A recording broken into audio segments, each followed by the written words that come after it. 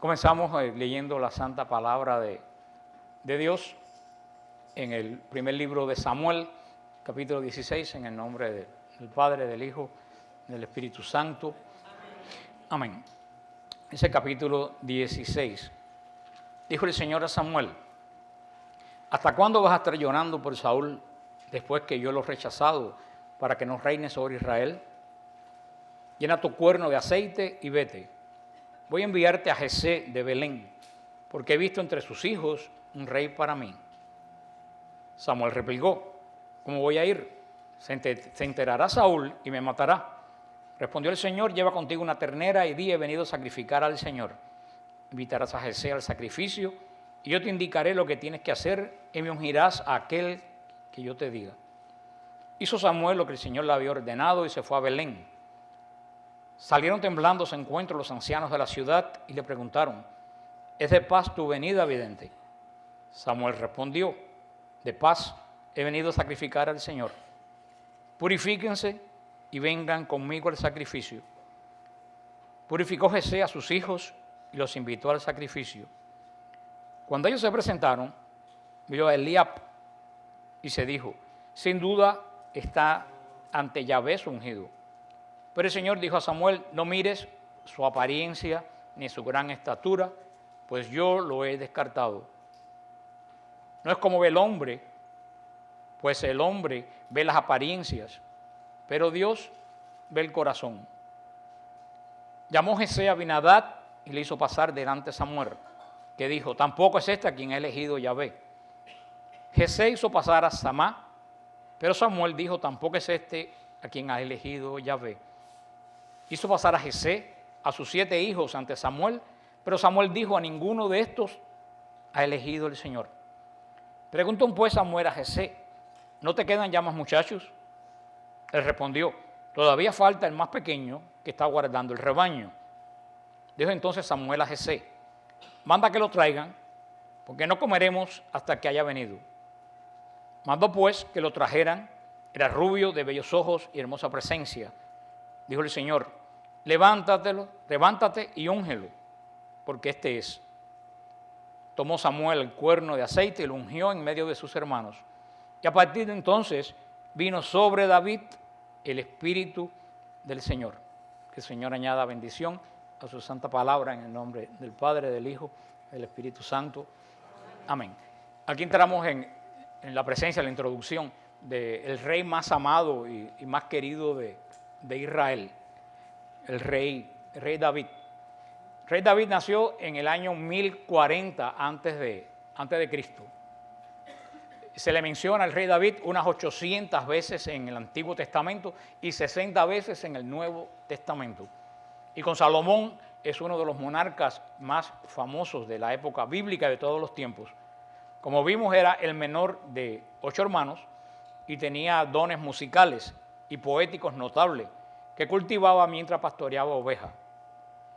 Ya ungido como nuevo rey por Samuel, entró al servicio del rey Saúl, que se lo vamos a ver a partir de ahora en esta introducción de este personaje. Pero antes de entrar pues ya en el estudio del capítulo 16, pues tenemos que hablar un poco de David, como hablamos de Samuel y como hablamos de rey Saúl. Recuérdense que yo les dije a ustedes que David va a ser todo lo opuesto de Saúl. Va a cometer errores. Por supuesto que David va a cometer pecados y va a cometer errores. Y yo le dije en la clase anterior, porque cuando estudiamos por qué el género de batalla en la Biblia muestra tanta violencia y por qué sucedieron tantos hechos pecaminosos en el Antiguo Testamento, y yo se los explicaba, que todas las personas ante la redención le faltaba algo que tenemos nosotros: la gracia. Ustedes ya lo dijeron. Tenemos que entender que la gracia se fue del hombre cuando el pecado de los primeros padres, y la gracia no retornó a nosotros hasta que Cristo nos redime en la cruz, y específicamente hasta que el día de Pentecostés, cuando comienza el bautismo y los hombres vuelven a recibir la gracia a través de las aguas del bautismo y la eficacia del Espíritu Santo. Pero tenemos que entender que toda esta gente del Antiguo Testamento, ninguno tuvo la gracia santificante. A nosotros, con la gracia, nos cuesta muchísimo trabajo vivir sin pecado. Vean ustedes que gracias a Dios vive sin pecado, ¿no? El que se lo crea es el que tiene más pecado posiblemente. Porque el que te dice, yo nunca he tenido pecado, ese es el peor de todo. Huye del que te diga que nunca ha tenido pecado. Porque como decía aquella vez en el monasterio, nos decía el Padre Paul, que en gloria esté, el gran pecado es haber perdido la conciencia del pecado. La persona que ha perdido la conciencia del pecado es la peor. Mientras tú tengas conciencia del pecado, tú estás bien. Solamente tienes que arrepentirte. Ahora, la persona que ha perdido totalmente, que es lo que pasa en esta sociedad, la conciencia de pecado, esa persona ya no tiene arreglo, a no ser que el Señor lo toque de una forma especial. Pero toda esta gente del Antiguo Testamento no tenían la gracia. Esta gente batallaban solamente con la ley. ¿Y qué cosa era la ley? Un camino para agradar a Dios, pero un camino lleno de prohibiciones. Era la ley, era para enseñar al hombre cómo agradar a Dios, pero por eso tenemos que entender por qué mucha de esta gente que son santos fallaron. Nosotros con la gracia, con los sacramentos, con la comunión, con todo eso, pecamos continuamente. Esta gente se enfrentaban a la vida, el Señor eventualmente venía una efusión puntual del Espíritu Santo sobre los reyes, sobre los profetas, pero era algo puntual, no era algo normal en la vida de los creyentes. Hasta la redención. Por eso todos estos hombres, que fueron indudablemente hombres santos, vivieron en el medio de una gran batalla sin mucho ayuda espiritual dentro de ellos, como es la gracia con nosotros. Por eso David, a pesar de ser un tremendo rey de Israel, pues también cometió pecado como todos nosotros cometemos pecado. Pero es un gran rey. De hecho, es el rey querido por Dios de Israel. Y es más grande el rey de Israel, porque como vemos, Saúl se lo dio el Señor a Israel porque la gente lo pidió. Y yo creo como que el Señor porque le hizo un chiste a Israel con Saúl. Ustedes querían un rey, le voy a dar un rey igualito que ustedes, para que tomen de su propia medicina. Ustedes me han rechazado a mí como rey, quieren un rey como los demás pueblos. Mira el rey. Y viene Saúl, que hemos visto, después vamos a ver cómo fue el final de Saúl, porque todavía Saúl no ha desaparecido, lo que aparece es David. Hemos visto ampliamente cómo Saúl fue de mal en peor, de mal en peor, cómo la soberbia lo acabó. Vemos, si la característica de Saúl fue la soberbia, que hasta se atrevió a ofrecer sacrificios sin ser sacerdote, vemos como David es lo contrario. La virtud de David es la humildad. Fíjate que son los dos polos opuestos. Saúl, soberbio. David, humilde. Y por eso que el Señor lo perdonó tantas veces. Solamente de un corazón humilde puede salir el Salmo 50. Misericordia, Señor, por tu bondad, por tu inmensa compasión borra mi culpa. Solamente de un alma humilde puede haber salido. Ese Salmo solamente le valió a David la misericordia de Dios. Porque nosotros hemos dicho muchas veces aquí que Dios es todopoderoso, pero lo único que a Dios lo desalma y lo deja sin poder es la humildad de nosotros. Cuando nosotros clamamos misericordia a Dios, ya Dios se queda sin arma. Nos tiene que perdonar. Y por eso aparece en este capítulo 16, dejamos a Samuel, el último versículo del capítulo 15 decía, y lloraba Samuel por Saúl. O sea, evidentemente Samuel pues se sintió muy acongojado por su fracaso, porque de cierta forma se sentía responsable porque fue quien lo ungió, quien lo aconsejó, y fue quien le tuvo que decir, como fue muy valiente cuando Samuel le dijo a Saúl, mira, se te acabó el reino, ya tú no eres rey, tengo otro rey en otro lado. Se acuerda que hablamos que uno tiene que saber su tiempo, para no pasarse de su tiempo y no abusar de nuestro tiempo. Perdemos nuestro tiempo cuando se nos acaba el tiempo, entonces queremos hacer las cosas cuando ya no tenemos tiempo. Saúl tuvo tiempo de ser rey y fue mal rey. Y el Señor quitó sus ojos de Saúl. O sea, ¿se acuerdan la historia de la sombrilla? Saúl se fue de abajo de la sombrilla. Y el Señor se buscó otro rey. Samuel, humanamente, pues, estaba acongojado por lo que le sucedió a este muchacho, que él lo vio desde joven. Pero en eso el Señor le habló a Samuel. Y Samuel le dijo, ¿hasta cuándo vas a estar llorando por Saúl después que yo lo rechacé? O sea, muchas veces uno no puede pasarse la vida entera lamentándose de las cosas que pasaron. Uno no puede mirar mucho para atrás, uno tiene que mirar para adelante. A mí mi papá siempre me ponía el ejemplo que decía que si tú vas en una bicicleta y tú miras para atrás, ¿qué sucede? Te caes. Y eso le pasa a muchos cristianos. Se pasan la vida mirando para atrás.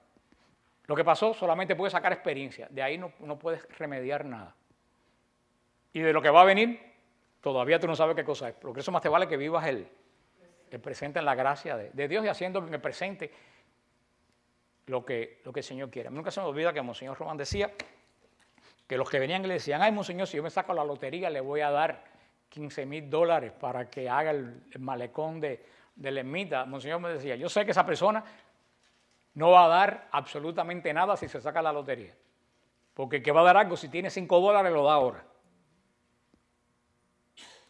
Y eso es lo que le dice el Señor a Samuel. ¿Hasta cuándo vas a estar llorando? Samuel hizo su parte, ¿sí o no? Sí, la hizo, él hizo bien. ¿Quién se equivocó? Saúl. Cada cual tiene que ser responsable de sus propios errores.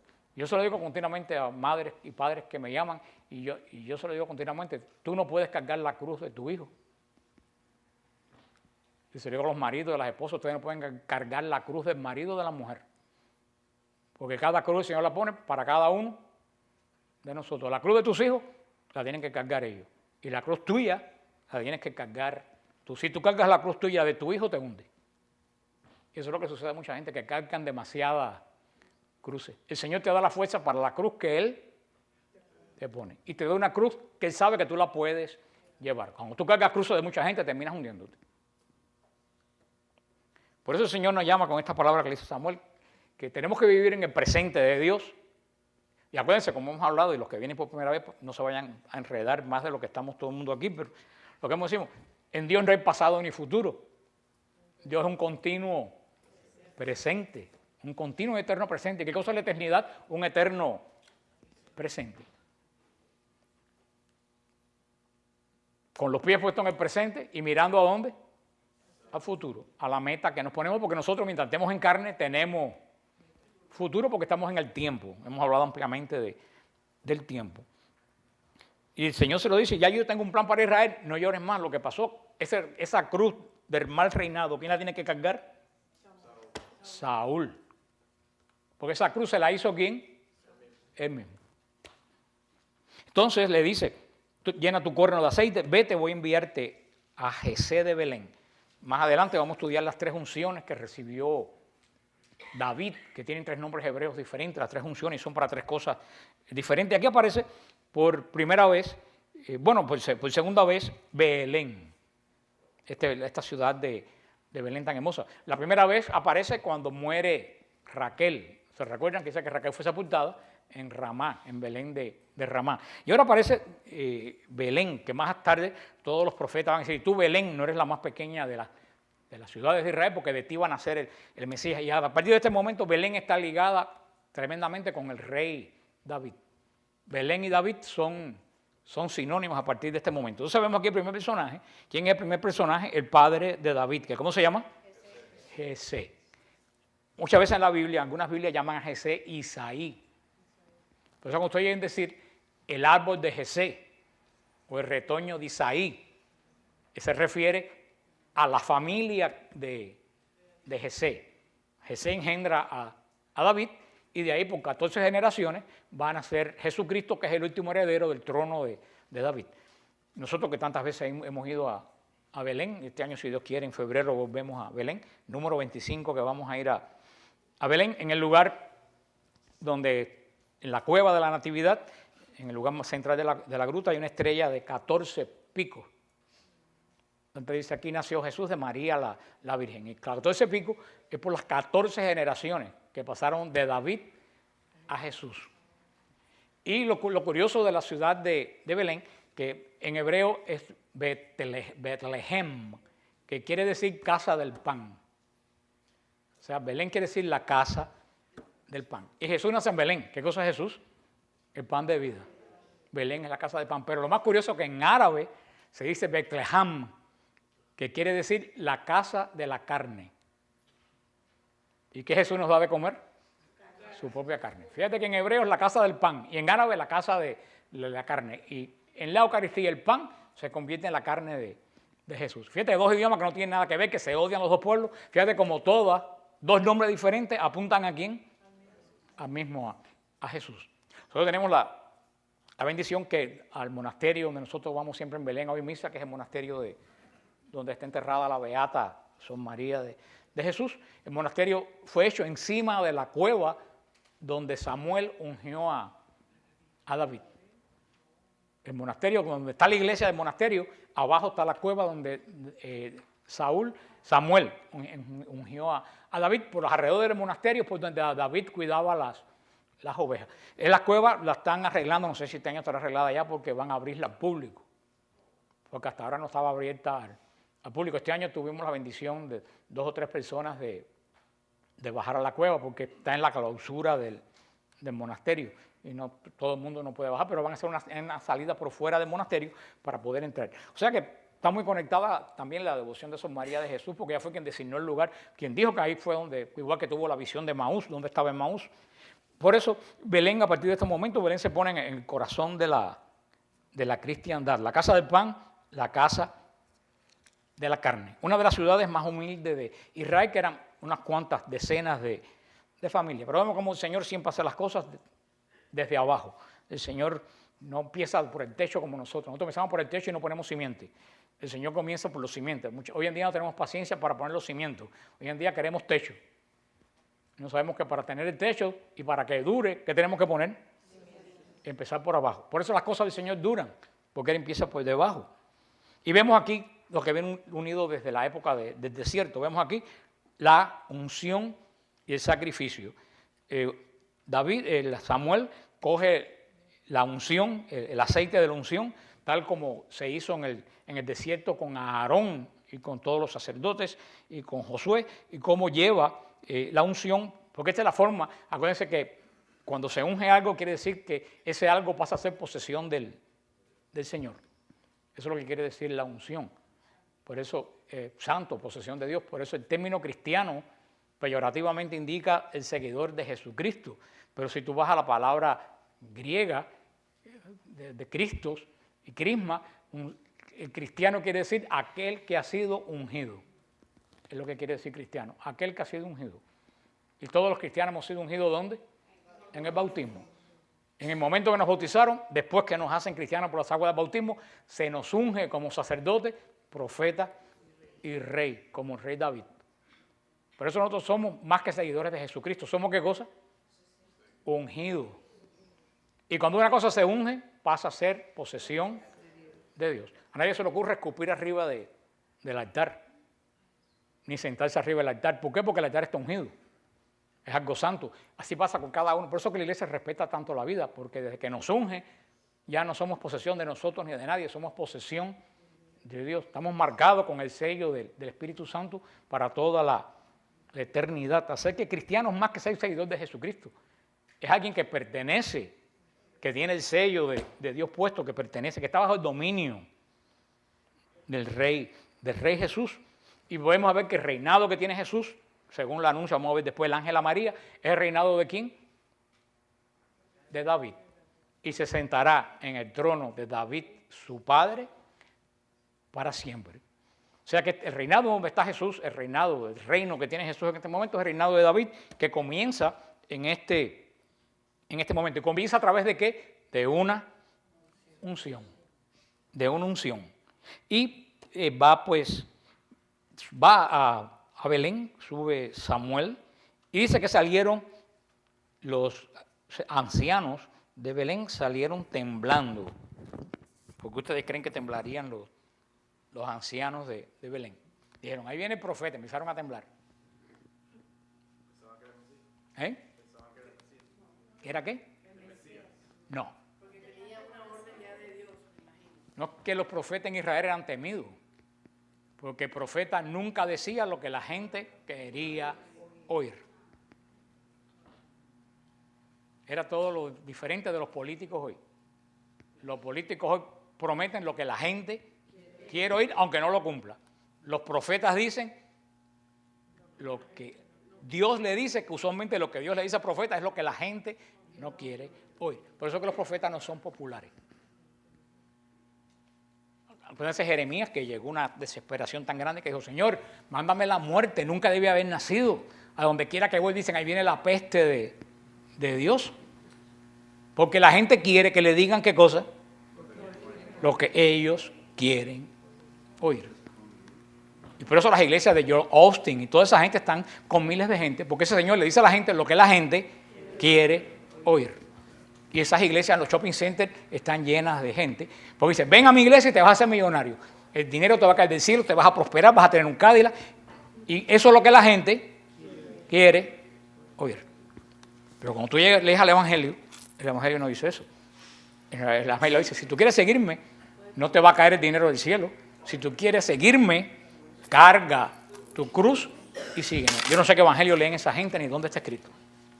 Ese es el evangelio que yo conozco. Que el Señor provee por ti, el Señor provee por ti. Pero lo dice bien claro, busca primero el reino de Dios y lo demás se te dará como ¿qué? Como añadidura. Si tú buscas la añadidura, nunca ni llega la añadidura ni llega el reino de Dios. Si tú buscas primero el reino de Dios, créeme, hermano, y esa ha sido la experiencia más grande que he tenido en toda mi vida. Cuando tú buscas el reino de Dios, todo te viene por añadidura. Nunca te va a sobrar, pero nunca te va a faltar. Porque el Señor no da para que sobre, porque cuando sobra guardamos y nos olvidamos de Él. El Señor te da, nunca te va a sobrar, pero nunca te va a faltar. Como decía el Padre, es la divina providencia de Dios. Y los profetas, como venían a decir, ¿qué querían la gente que le dijeran? Perdón, qué bien estamos, qué casa más bonita tenemos, qué culto más lindo tenemos en el templo. Eso es lo que la gente quería oír. ¿Se acuerdan los apóstoles cuando subían por el monte de los olivos? Que le dicen al Señor, mira qué belleza de templo tenemos ahí, aquella mole de oro y de mármol. ¿Y qué esperaban los discípulos? Que Jesús dijera, vaya, qué lindo. ¿Qué dijo Jesús? De eso no quedará piedra sobre piedra. Eso es lo menos que ellos querían oír. Y por eso es Jerusalén, Jerusalén. Esas son las palabras más tristes que hay en la Biblia. Están grabadas en la iglesia de Dominus Flevit, ahí donde Jesús las dijo, mirando a Jerusalén. Jerusalén, Jerusalén. ¿Cuántas veces te quise cuidar como las gallinas cuidan a sus pollos? Y tú te alejaste de mí. Esas palabras con las que Jesús lloró. La única vez que Jesús, bueno, llora cuando Lázaro, y aquí lloró porque dice, y es una palabra desgarradora, ¿qué más pude hacer por ti? Yo creo que muchas veces Dios llorará por nosotros y nos dirá, ¿qué más he podido hacer por ti? Los profetas no eran populares. Por eso cuando vieron venir a Samuel, dijo, este ya viene con alguna. No eran populares y no siguen siendo populares. Porque la gente hoy en día quiere que le digan lo que quieren o que le den fantasía. Si yo ahora me pinto llagas aquí, digo que yo tengo las llagas, la gente llega a la Inmaculada por la calle. Porque eso es lo que la gente está buscando. Cosas que lo entretengan, no la palabra sólida de Dios. Yo he ido a Santa Ágata a dar la clase de la Eucaristía millones de veces. ¿Cuánta gente han ido? 70, 80 personas. Vienen 3 gotas de sangre de Juan Pablo II y casi tumban la iglesia. Sin embargo, la sangre de Cristo no la van a ver. Andamos muy mal. Estamos igualitos que en la época de rey Saúl. Dice en el versículo 4, dice, hizo Samuel lo que el Señor le había ordenado y se fue a Belén. Salieron temblando, bueno, he venido a sacrificar, dice en el versículo 6. Cuando ellos se presentaron, vio Eliab era el hijo mayor de es que tengo Isaí con Jesé, era el hijo mayor de Jesé. Y dice que Samuel dijo, seguro que este es el ungido, porque era el mayor, era el primogénito, y le dice unas palabras que después las repite el apóstol Pedro, que dice, los hombres miran la apariencia, Dios mira el corazón. Esas son las palabras más hermosas que hay en este capítulo. Los hombres se fijan ¿en qué? En la apariencia. Dios se fija en el corazón. Samuel, ¿por qué estaba juzgando? Por la apariencia. Este muchacho alto, fuerte, dijo, ese es. Fíjate que ahora el rey no lo escoge la gente. ¿Quién lo escoge? Dios. Dios le va diciendo, ese no. Y van pasando, ¿cuántos hijos pasaron por delante de Samuel? 7. Los que vienen a las clases hace tiempo. Número 7. ¿Qué quiere decir? Pacto. Cada vez que aparece el número 7, estamos en la presencia de algo que habla del pacto de Dios. Pasaron 7. Que los miraron, ¿por qué? Por la apariencia. Y los 7 no fueron los ungidos. ¿Sabe qué quiere decir? Que todo el primer pacto de Dios nunca tuvo la unción. Lo hablamos, un pacto que careció de la gracia. Es un pacto de ley. Pero fíjate, ¿quién es el que va a ser ungido? El 8. Alguien que no pertenece al pacto de los 7. Estoy hablando del antiguo pacto.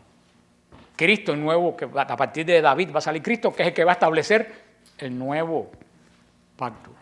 Por eso al día de la resurrección se le llama el 8º día. Se le llama el día de la resurrección. Porque si partimos, ¿cuándo se termina la semana judía? El sábado. El 7º día, el Shabbat, el sábado. Y Cristo resucita al día siguiente del sábado. Por eso decían los padres de la iglesia, el día de la resurrección no es el primer día, es el 8º día. Es el día que está fuera del antiguo pacto y comienza un nuevo pacto. Una nueva semana de Dios, otro pacto. Por eso es muy interesante las cosas que uno pierde. Por eso que los 7 muchachos no son, aunque lucían bien, Israel lucía muy bien externamente, pero internamente no tenía nada. Tan es así que por 400 años el culto, y lo hemos hablado montones de veces, el culto de Israel fue un culto vacío. ¿Se recuerdan por qué fue un culto vacío los últimos 400 años de Israel? ¿Alguien se acuerda por qué? Por lo menos que algo aprendieron. Porque no tenían el arca. El culto de Israel se centraba en el arca. El sacrificio solamente se podía efectuar, ¿dónde? Delante del arca. Porque en la tapa, ¿te acuerdas? La tapa del arca se llamaba el propiciatorio. Ahí es donde se echaba la sangre el día de Yom Kippur, el día de la expiación, con que cargaba el animal aquel los pecados, echaban la sangre ahí, y ahí era donde Dios propiciaba la reconciliación con Israel, porque adentro del arca estaba el testimonio del pacto, los 10 mandamientos, la ley. Pero cuando los babilonios, dice la palabra de Dios que Jeremías, antes que llegaran los babilonios, Jeremías escondió el arca. Y cuando dice la palabra de Dios que cuando Jeremías fue a marcar el lugar donde había escondido el arca, se le olvidó dónde lo había marcado. O sea, no fue que se lo olvidó, es que el Señor dijo, el arca ya no hace falta. ¿Qué es lo que estaba dentro del arca? El pacto de Dios. Israel había incumplido una, otra y otras veces. ¿De qué te sirve el contrato del carro que tú no pagaste y que se lo llevó la grúa? ¿De qué te sirve el contrato ese? Si ya el carro no es tuyo porque el banco se lo llevó. ¿Por culpa de quién? Tuya que no pagaste. ¿De qué te sirve el contrato ese? Lo botas. Tú guardas el contrato cuando el carro es tuyo y tú quieres probar que es tuyo. Eso es lo que pasó con el arca. El arca tenía el pacto de Israel adentro. El pacto fue incumplido montones de veces. ¿De qué servía el arca? Y se desaparece. Por eso cuando Israel regresa del destierro, hace el templo, pero no tiene arca. Y es lo que mucha gente me han preguntado. Entonces, ¿qué hacía Israel el día de la expiación? Porque ¿dónde se tiraba la sangre? En el propiciatorio, arriba de los mandamientos, y no había arca. ¿Qué hacía por 400 años? ¿Tú sabes lo que hacía? El sumo sacerdote levantaba la cortina y tiraba la sangre encima de la piedra donde estuvo el arca. ¿Qué es la piedra angular? Te lo aprendiste bien, Lucía. ¿Qué es la piedra angular? Es la piedra principal de Israel, la piedra donde encima estuvo el arca. Pero ¿qué hacía Israel? El sumo sacerdote entraba y tiraba la sangre encima de la piedra. ¿Había ahí expiación? No. ¿Qué es lo que quedó? Un culto vacío. Es muy simbólico, porque después que Israel perdió el pacto, ¿sobre qué caía la sangre? Sobre la piedra.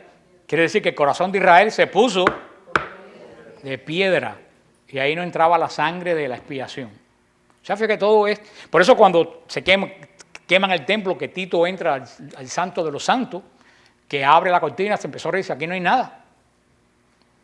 Y es cierto que no había nada.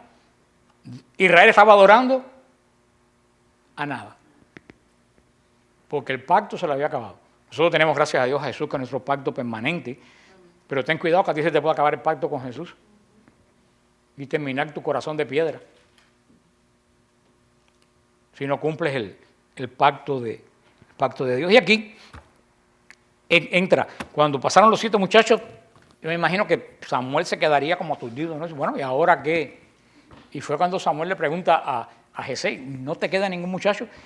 Y él dijo, sí, por ahí me queda el más chiquito. O sea, Jesé no había considerado a David. No tenía importancia, era el menor de todos los hermanos. David no tenía posibilidad ninguna de heredar absolutamente nada. David había que tener toda su vida trabajando para sus hermanos. Tal es el punto que Jesé ni le pasó. Era un muchachito, un teenager, un adolescente. No tenía ningún tipo de importancia en la familia porque era el último. Y ni siquiera al padre se le ocurrió llamar a él. Y el Señor le dijo, ese es. ¿Quién estaba más capacitado para ser rey? ¿El mayor? ¿El primogénito? ¿O David, a ojos humanos, te digo? El mayor. Elías era el mayor, era fuerte, era de apariencia bonita, era el primogénito, era el que heredaba todo. Ese era el que tenía todas las posibilidades. Sin embargo, ¿en quién se fija el Señor? En el más débil. Lo que hemos visto hasta ahora y seguiremos viendo hasta el día de hoy. Como dice San Pablo, no se enorgullezcan que el Señor ustedes los llamó. El Señor ustedes no los llamó por bueno, los llamó por malo. Dice San Pablo, el Señor usa la basura de la basura para construir su reino. Para que la gloria no sea de nadie, para que la gloria sea de Él. Porque si llaman al primero, al más capacitado, al mayor, al más preparado, y llega a ser un buen rey, ¿de quién iba a ser la gloria? De él. Mira qué buena elección tuvo Samuel. Sin embargo, eligió el Señor al que menos probabilidad tenía. Para que la gloria no sea de David, sino que la gloria sea, y aquí se cumple lo que hemos dicho montones de veces, a quien Dios llama, se lo aprendieron también, a quien Dios llama, lo capacita. Tú nunca pienses que si el Señor te llamó a algo y tú no tienes capacidad para hacerlo. Si el Señor te llama, Él te capacita. El Señor llamó a David, no tenía condición ninguna, y el Señor lo capacitó. Si el Señor te llama para un ministerio, no empiece, yo no tengo condiciones, yo no sirvo. Tú no sirves y nunca vas a servir. El Señor es quien te va a capacitar para lo que el Señor te está llamando, lo que sea. Lo que pasa es que muchas veces en la iglesia nos hemos vuelto mundanos, como dijo el Santo Padre, y hoy en día nosotros pensamos que tenemos que escoger al que está más, al que sabe más o al que tiene más conocimiento. Y las cosas del Señor nunca han funcionado así. Como dice el Papa, como dijo el Papa Francisco, la iglesia se ha mundanizado. Tenemos mente mundana. Muchas veces, en vez de, para hacer algo, hacer una jornada de oración y ayuno, buscamos tecnología. Y la tecnología no está mal, pero antes de buscar los medios materiales tenemos que buscar la capacitación de... Y en la iglesia estamos actuando como si fuéramos paganos. Muchos seminarios de esto y seminarios de aquello para capacitar a la gente, como si fuéramos un curso de computer. Y poca oración y poca unción. Por eso es que las cosas no funcionan en la iglesia muchas veces. Por eso es que los ministerios no funcionan. Mucha capacitación y poca oración y poca unción. Ojalá que le hayan oído el caso al Papa. Y por lo menos por el nivel de ustedes, si el Señor te llama, te va a capacitar. A mí me llamó y a mí me capacitó. Ustedes saben, los que me conocen bien saben que yo soy la persona de peor memoria que puede existir en el mundo. Yo no me sé el nombre del 80% de ustedes. Yo tengo una mala memoria. Y la gente me dice, ¿cómo te acuerdas de todas estas cosas? Porque no viene de mí. El Señor me capacitó. Esa que me dicen, que cuando yo he ido, me invitan a predicar fuera de Miami, me dicen, ¿qué títulos tú tienes? Digo, bueno, lo único que tengo es hijo de Dios, pon ese porque no tengo más ninguno. Yo nunca he estudiado teología, yo nunca he estudiado absolutamente nada. No estoy haciendo un llamado a la ignorancia, pero el Señor me llamó, yo fui fiel y Él me capacitó. El día que no le sea fiel, me quita lo que tengo y más nunca encuentro un versículo en la Biblia. Yo creo que hoy en día, en la misma iglesia, nos basamos mucho en la inteligencia y poco en el espíritu. Y si nos fijamos, todas las grandes hombres y mujeres de la Biblia, ¿quiénes han sido personas que nadie se ha fijado en ellas? María, ¿quién era María? Nadie. Una campesina de 13 o 14 años de un pueblo perdido que ni la Biblia lo menciona. José. Todas las grandes personas. Moisés en una canasta tirado en el río. Y no solo en el Antiguo Testamento, hemos hablado muchísimas veces, yo a veces me tengo que repetir, pero es la única forma que ustedes se pueden acordar. En nuestra misma iglesia. Y este ejemplo se lo he puesto millones de veces. A ver, ¿quién adivina de quién voy a hablar? Mi tica porque es peruana, de San Martín de Porres. De San Martín de Porres. Yo le digo a ustedes, si yo les pregunto, ¿quién era el arzobispo de Lima en la época de San Martín de Porres? Y nadie lo sabe. Y era el primado de toda la América. Sin embargo, el fraile que barría en el convento es el que todo el mundo conoce. Porque quien el Señor llama, y cuidado que San Martín de Porres no era ningún tonto ni nada de eso. Era un hombre muy preparado que decía grandes verdades, pero que hizo las cosas con humildad. Tiene una frase que a mí me encanta, que decía, yo curo, pero Dios sana. Una gran diferencia entre curar y sanar. ¿Quién era Santa Teresita de Jesús? Patrona de las misiones. Una muchacha que se murió de 24 años y nunca salió del claustro del Carmelo. Patrona de las misiones. Que nadie, ¿quién conoció a Santa Teresita de Jesús cuando estaba vivo en el claustro? Su familia y unas cuantas. Se dice que la superior del convento, una monja le dijo, yo no sé qué va a decir la madre cuando se muera la hermana Teresa, porque no hay nada que decir de ella. Santa Catalina Labouré, la que dio la devoción de la Virgen de la medalla milagrosa, se murió pelando pollos en el monasterio y nunca nadie se enteró que ella fue la que tuvo la revelación era una campesina. Sor Faustina, Padre Pío, ¿le puedo decir? El Señor nunca, yo nunca había enterado que el Señor se le haya aparecido un teólogo. ¿A quién se le aparece el Señor? A los niños, a los pastores, a Juan Diego. ¿A eso quién se le aparece el Señor? Porque como dice San Pablo, dice, muchas veces las glorias del mundo le comen a uno el cerebro. Claro que lo hizo de otra forma más elegante. La misión de nosotros es el espíritu. No es que desechemos la inteligencia, pero la inteligencia para el mundo, para las cosas de Dios, el espíritu. Porque estamos trabajando en el espíritu. Y eso es lo que la iglesia se le ha olvidado. Estamos actuando como una corporación. Y eso el Papa Francisco se ha hartado de decirlo. Tenemos que regresar a pensar que no somos una corporación, somos una nación santa. Un pueblo de reyes, cuyo reinado comienza ¿con quién? Con el rey David, con el cual seguimos hablando la semana que viene.